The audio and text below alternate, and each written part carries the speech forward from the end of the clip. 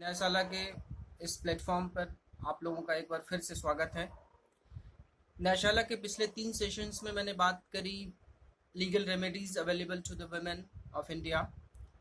एक सेशन में मैंने बात करी डोमेस्टिक वायलेंस एक्ट 2005 की।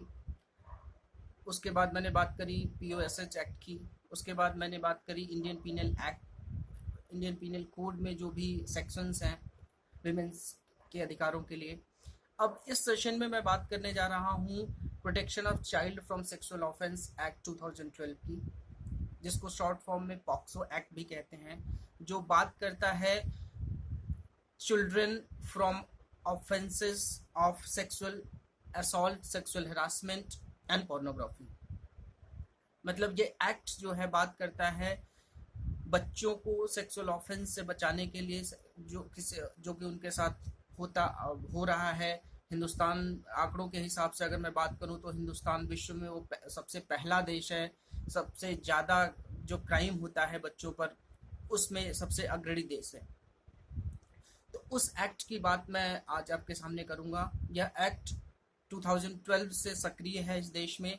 हालांकि इसके बनने की प्रक्रिया 92 से शुरू हो गई थी, लेकिन बनते बनते 2012 में यह एक्ट बन के हमारे पार्लियामेंट द्वारा बना और अब जाके ये पूरे देश में लागू है। इस एक्ट को अगर मैं डिवाइड करूं तो मैं 3 भागों में डिवाइड कर सकता हूं according to the definition of the act. जैसे एक्ट में डेफिनेशन में बात करी कि सेक्सुअल असॉल्ट, सेक्सुअल हरासमेंट और पोर्नोग्राफी को रोकने के लिए एक्ट बनाया गया। तो सेक्सुअल असॉल्ट जो है, अगर मैं बात करूं तो सेक्सुअल असॉल्ट एक होता है पेनिट्रेटिव सेक्सुअल असॉल्ट, एक normal sexual assault. Penetrative sexual assault जिसके बारे में सबको पता है कि किसी प्राइवेट पार्ट का जो पेनिट्रेशन होता है, वो ऑफेंस अगर होता है किसी ऐसी बच्ची के, ऐसी चाइल्ड को, तो जो जिसकी उम्र 18 साल से कम है, तो उस पे पेनिट्रेटिव सेक्सुअल असॉल्ट के तहत मुकदमा दर्ज होता है। सेक्शन 3 और सेक्शन 4 पॉक्सो एक्ट के उसको डिफाइन करते हैं और उसके तहत मिनिमम 7 साल की सज़ा और मैक्सिमम लाइफ इम्प्रिजमेंट की सज़ा है। लेकिन अगर यही पेनिट्रेटिव सेक्सुअल असॉल्ट किसी नज़दीकी रिश्तेदार द्वारा होता है, किसी पुलिस अधिकारी द्वारा होता है, तो वह सज़ा बढ़कर मिनिमम 10 साल से मैक्सिमम लाइफ इम्प्रिजमेंट की होती है। दूसरी बात करते हैं हम सेक्सुअल असॉल्ट की। सेक्सुअल असॉल्ट क्या होता है?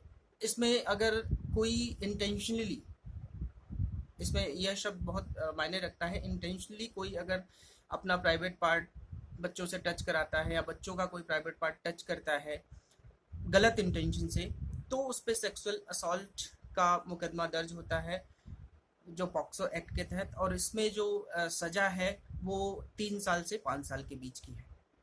तीसरा होता है सेक्सुअल हरासमेंट, जिसमें पोर्नोग्राफी भी इंक्लूड होती है। और हरासमेंट में यह भी इंक्लूड होता है कि अगर हम किसी शब्द द्वारा, अपने जेस्चर द्वारा किसी बच्चे को हम गंदे जेस्चर अपने दिखाएं, गलत इंटेंशन से जेस्चर दिखाएं, गलत शब्दों का प्रयोग करें किसी बच्चे के लिए, तो वो सेक्सुअल हरासमेंट के अंतर्गत आता है। सेक्शन 9 इसको डिफाइन करता है पॉक्सो एक्ट का, और उसमें मैक्सिमम 3 साल की सज़ा होती है। ये तो रही इस एक्ट के बारे में जो सज़ा है उसकी प्रोविज़न है। अब मैं आता हूँ कि अगर मान लीजिए किसी बच्ची के प्रति या कोई गलत काम होता है, तो सबसे पहले हमें क्या करना चाहिए? सबसे पहले जो नज़दीकी थाना है उसमें उसकी रिपोर्ट दर्ज करवानी चाहिए, फर्स्ट इन्फॉर्मेशन रिपोर्ट दर्ज करानी चाहिए। और यह उस अधिकारी का, जो भी पुलिस अधिकारी है, उसका कर्तव्य बनता है कि वो तुरंत एफआईआर दर्ज करे और कार्यवाही शुरू करे। अगर आपको पता चलता है कि किसी बच्ची के प्रति यह गलत काम हुआ है, अगर आप उसके रिश्तेदार नहीं हैं, आप उसके नज़दीकी माँ बाप नहीं हैं या नज़दीकी कोई रिलेटिव नहीं है, तो भी आपकी जिम्मेदारी बनती है कि अगर कोई गलत हुआ है तो उसकी सूचना आप नज़दीकी पुलिस स्टेशन को दें। यह कानूनन भी ऑब्लिगेशन है आपके ऊपर। अगर आपको जानकारी होते हुए भी ऐसा आप नहीं करते हैं तो इस एक्ट के द्वारा आपको 6 महीने की सज़ा हो सकती है। अब जब आपने एफआईआर दर्ज करा दी तो उसमें 2-3 अहम बातें होती हैं कि जो भी पुलिस इसका स्टेटमेंट बच्ची का रिकॉर्ड होगा, जो भी उस चाइल्ड का स्टेटमेंट रिकॉर्ड होगा, वो एक लेडी पुलिस ऑफिसर करेगी। सेकेंडली, वो वर्दी में नहीं होनी चाहिए, पुलिस वर्दी में नहीं होना चाहिए। ये सब इसलिए किया गया है जिससे वो बच्चा असहज महसूस ना करे। और अपनी बातें सही से पुलिस को बता सके। दो बातें और अहम मैं इसमें बताना चाहूंगा आपको कि अगर कोई भी फॉल्स अगर इसमें मुकदमा दर्ज कराता है कि इस बच्चे के साथ गलत हुआ, यह जानते हुए भी कि यह गलत मुकदमा मैं दर्ज करा रहा हूं, तो सेक्शन 22 का सबसेक्शन 1 यह डिफाइन करता है कि अगर आप कोई फॉल्स इंफॉर्मेशन दे रहे हैं तो आपको सजा होगी, और वह सजा मैक्सिमम 1 साल की सजा आपको हो सकती है। दूसरा एक सेक्शन है 23, अगला सेक्शन इसका 23 का सबसेक्शन 2। अगर कोई भी मीडिया उस जिसके साथ यह अपराध हुआ है, उस चाइल्ड के साथ जिसके साथ अपराध हुआ, उसका आइडेंटिटी डिस्क्लोज करती है, तो उस मीडिया हाउस पर, उस मीडिया कर्मी पर ये एक्ट सेक्शन 23(2) के अंतर्गत कार्रवाई हो सकती है और मैक्सिमम 2 साल की सजा हो सकती है। ये मैंने बात करी एक्ट के बारे में, एक्ट के क्या प्रोविजंस हैं, कैसे प्रोसीजर है।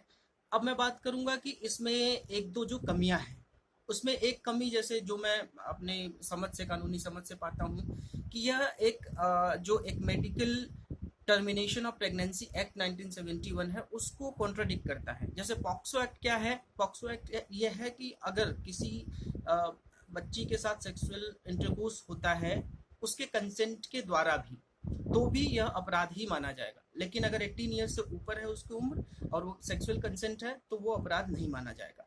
अब अगर सेक्सुअल इंटरकोर्स होता है 18 साल से अंदर की उसकी उम्र है, अगर वो प्रेग्नेंट हो जाती है और वो बच्चा टर्मिनेट करना चाह रही है, तो उस केस में आपको पुलिस को इन्फॉर्म, जो भी जिस हॉस्पिटल में जाएगी उनकी यह नैतिक जिम्मेदारी बनती है, कानूनी जिम्मेदारी बनती है कि वो पुलिस को इन्फॉर्म करें। जबकि जो मेडिकल टर्मिनेशन प्रेगनेंसी एक्ट है वो यह कहीं भी डिफाइन नहीं करता कि आपको पुलिस को इन्फॉर्म करना जरूरी है। तो ये एक कॉन्ट्राडिक्शन है मेडिकल टर्मिनेशन प्रेगनेंसी एक्ट और पॉक्सो एक्ट में इस बिंदु पर आकर। बाकी एक्ट जो है बहुत अच्छे तरीके से इसको बनाया गया है, डिफाइन किया गया है। एक चीज और जो इसमें अभी रिसेंट केस है 2017 का, सुप्रीम कोर्ट में एक मामला आया था जिसमें एक महिला के साथ ये अपराध हुआ था, रेप जैसा अपराध हुआ था। उसकी उम्र 30 ईयर्स, बायोलॉजिकल एज जो उसकी 38 ईयर्स थी, लेकिन उसका जो मेंटल एज, जैसे कि आपने एक मूवी देखी होगी कोई मिल गया, जिसमें बच्चा बड़ा होता है लेकिन उसकी जो मेंटल स्टेटस होती है बहुत कम होती है, तो उसकी मेंटल एज जो कैलकुलेट करी गई वो 6 साल थी।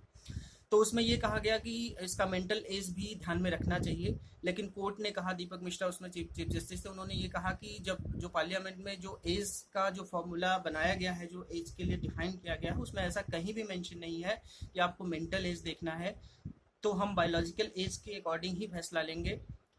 तो उस केस में जो है 2017 वाले केस में वो बायोलॉजिकल एज पे ही फैसला सुनाया गया। तो इसमें 2 संशोधन अगर पार्लियामेंट आगे चाहे तो कर सकती है, एक जो कॉन्ट्राडिक्शन हो रहा है, और दूसरा यह भी ध्यान दिया जाना चाहिए कि मेंटल एज और बायोलॉजिकल एज को भी इसमें डिफाइन करना चाहिए। इस सेशन में बस इतना ही मैं कहना चाहूँगा। आप लोगों का भरपूर प्यार मुझे मिल रहा है, इसके लिए मैं आप सबका आभार प्रकट करता हूँ। अगर आप लोगों को यह जानकारी अच्छी लग रही है, आप लोगों का ज्ञानवर्धक जानकारी है, तो अन्य लोगों को भी यह जानकारी पहुँचाएँ। आप सब लोगों का बहुत बहुत धन्यवाद। जय हिंद।